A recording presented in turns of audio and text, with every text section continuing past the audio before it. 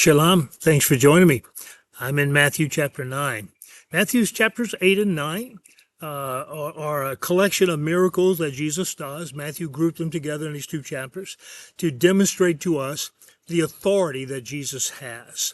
Jesus has authority over life and death. He has authority over food. He has authority over the body and healing the body, lame, blind, and so forth. And now in this chapter, the most astounding thing of all, Jesus raises a little girl from the dead.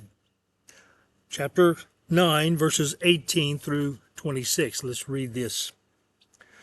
While he was saying this, a synagogue leader came and knelt before him and said, "My daughter has just died, but come and put your hand on her, and she will live." Jesus got up and went with him, and so did his disciples.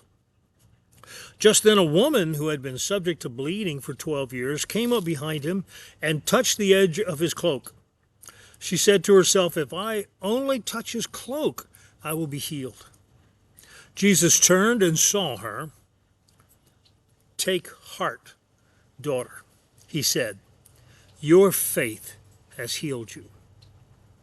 And the woman was healed at that moment.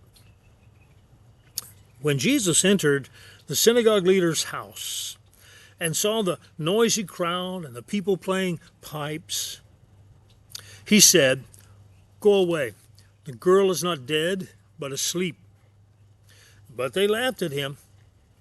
After the crowd had been put outside, he went in and took the girl by the hand, and she got up.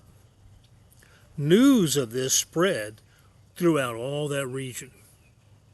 This is Jesus raising a little girl from the dead. It's a synagogue leader. We don't know who he was. Could have been the manager of the synagogue. He could have been a rabbi, whatever. He was somebody important. He was a part of that.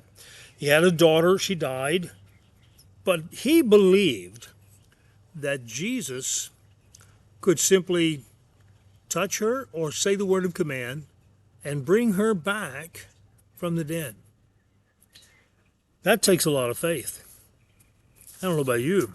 That takes a lot of faith.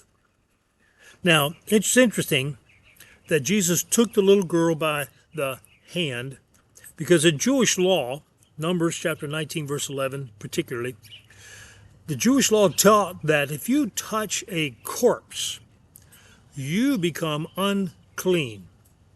Now, clean and unclean in this context is not about hygiene, but it's about morally and spiritually clean versus morally and spiritually unclean. And in the Jewish law, if you were to touch a corpse, you became unclean, and you had to be quarantined for a week and then make sacrifices afterwards to be declared clean again. It's interesting that when Jesus touched the little girl, she was alive again. Instead of Jesus becoming unclean, he made the little girl clean by bringing her back to life. It's interesting how cleanness and uncleanness flows from the hand of Jesus. Now, by the way, while he's on the way to this house and performing this astounding miracle, this poor woman who had had a bleed for 12 years could not get healed. She spent a lot of money. We find out from the same story is told in Mark chapter 5 and in Luke chapter 8. More details there. She spent all her money on doctors and never gotten healed. But now she heard about Jesus, and there's this big crowd following Jesus and following the synagogue leader. They're on the way to this guy's house, and it's a big crowd, and this woman manages to sneak up and touch the very bottom of Jesus' robe. Now, what you don't understand for us in our American culture, Jewish garments, especially men's garments, had a fringe around the hem. That fringe in Hebrew is called tzitzit, T-Z-I-T-Z-I-T, tzitzit. And it is a symbol of the righteousness of a person. And so here is this woman with this bleed sneaking up behind Jesus. And in her mind, she just says, "If I could touch the tzitzit of his garment, I will be healed." She believed that with all her heart. Snuck up behind him and touched his garment. And what's interesting is that Jesus felt as Luke says in his rendition of this in chapter 8, he said Jesus felt power go out of him.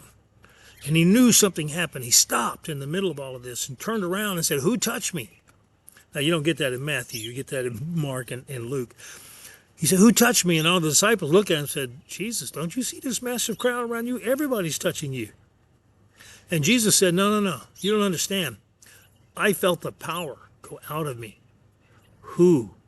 Who received that power? Oh, that poor woman. She was scared to death.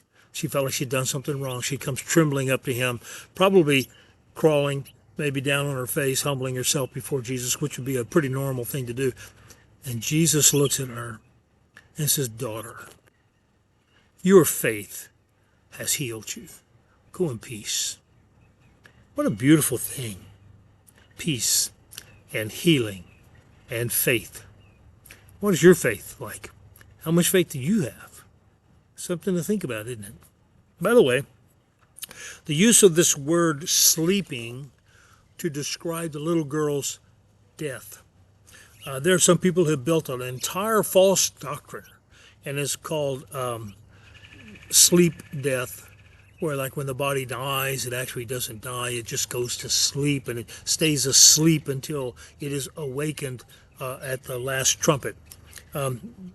That's really a stretch of the use of the word sleep. It's all the word sleep here is just, it's a cultural idiom. It's a euphemism for death. That's all it is. And so what he's saying is this little girl has died. But his use of the word sleep is interesting because Jesus has the power to awake us from the dead. One day, by the way, when he returns in glory, he will. So Jesus has authority to heal and authority to raise the dead.